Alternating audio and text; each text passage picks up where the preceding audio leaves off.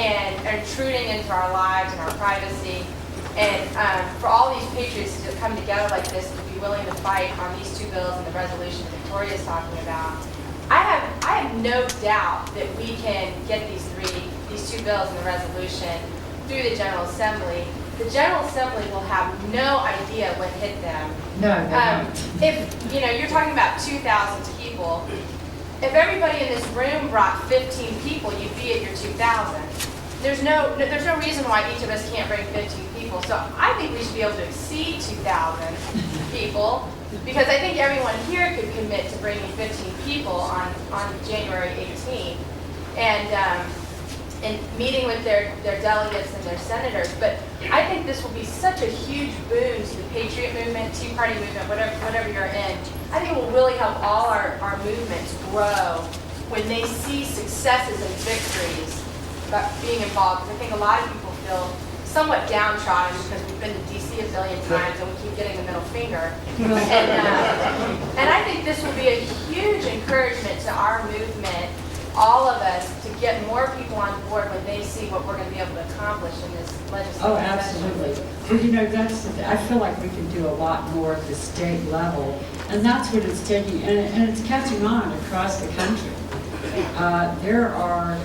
I heard the last count, there are 24 states now that are coming up with these 10th Amendment bills. Yeah. We're talking bills with teeth, not just the resolutions, but they're coming up with the resolutions as well. The gun bill, a health care bill. They're coming up with bills on CO2 emissions, to get rid of cap and trade. They're covering things that may not even pass, but that's okay. We're asserting our 10th Amendment rights. And that's what we need. We also need to let our legislators know that we're here, we're backing them. We're not going to push a bill at them, storm them at a rally, and then walk away. If the federal government comes after them, we're right there with them. And they need to know that. And a lot of times, what I've learned in my short time in politics and in dealing with some of these legislators is that they sell out. They sell out because they want to hold their seats. They don't think they have the grassroots behind them anymore because we just go away. We don't want to work on their campaign. We don't want to get involved with them. So they sell out and take contributions from the corporations. And then they do what the corporations want them to do, rather than what the citizens want them to do. But they all know that grassroots can get a lot more done than anybody's money. Now, we can't do it for free. It does cost something, but not like what but they can do it a lot cheaper. Bob Marshall won his election outspent. Ken Cuccinelli was outspent. Bob McDonald, Bill Bowling, they were all outspent. They did it because they had the grassroots. Yes, David? One of the things I think is important that you're not seeing, because of my radio ministry, I'm talking to people in different states, 10th Amendment guys in California, and these resolutions are really, they're part of educating all of us, inspiring all of us to get focused, to start taking back our own state, because right now all the influence on Congress is coming from outside the United States, and they're ignoring what everybody in the United States is telling them. So really this resolution, and Herb will love this one, is that if you look in your Constitution, one of the mechanisms to have that, to hold back the ambition of Congress, is that state legislatures propose constitutional amendments. You don't just jump to 2/3 or 3/4 of the states in the United States coming to a constitutional amendment to hold them back unless you've ramped it up nicely, lovingly, openly, and peacefully. So that's the way I see these resolutions being an awakening, a mechanism for awakening, and to kind of sound the bell. So Well, that's be my aware encouragement also there. that they allow some bad legislators to vote for a piece of legislation that doesn't do anything to make the 10th Amendment more binding than it already is. It allows them to clean their skirts.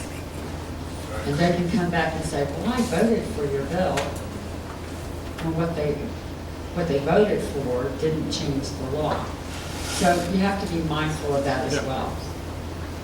And that's why some of these bills, like our healthcare bill and the gun bill, it is a 10th Amendment bill. It is a 10th Amendment bill with teeth, and it's binding, and it Yep. changes the law. So while we may want and support that resolution, by the way, Steve Landis told me that as soon as he was pleased with the language of that bill for the resolution finalized, he would be sending it to us to put up on our website. Yes. Do we need to just limit it to just the healthcare and the gun bills? Isn't there a way we can make it a comprehensive, look, stay out of our backyard? We don't want federal government constantly, doing these things to us. Well, it seems it would be, since that's the way the federal government writes their legislation. That's why they're 2,000 pages long. They put in, a couple hundred bills into one big bill. Yeah, I'd like to address it actually by statute. I can answer that question. Okay. In Code of Virginia 2.2-611 through 616, I've got it memorized. If you go there, it actually is conveying what you just described. Big picture, this is the policy of Virginia, but what's happening in the courtroom, firsthand experience, they're completely disregarding that. And they won't even look at that as it applies to a particular statute. They're ignoring it.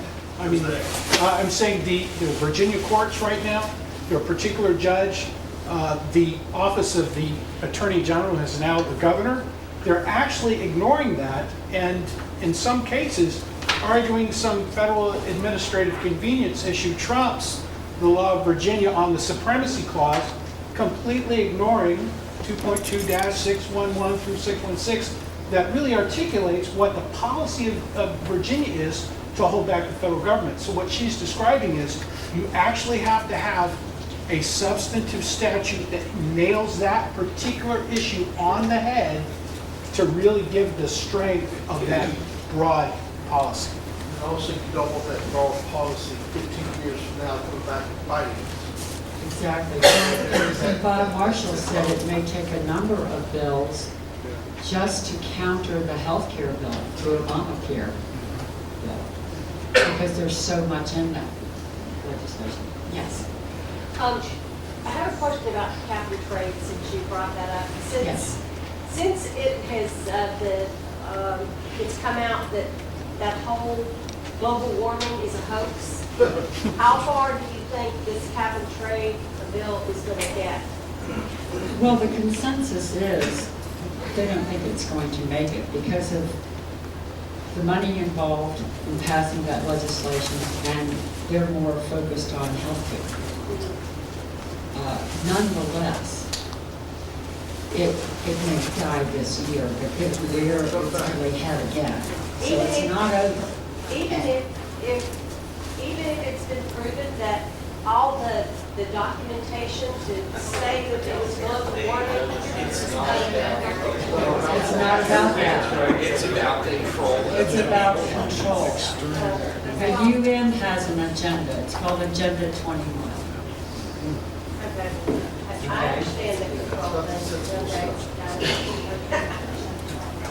Warner's office is saying 2011 for cap and trade. What do you have next year?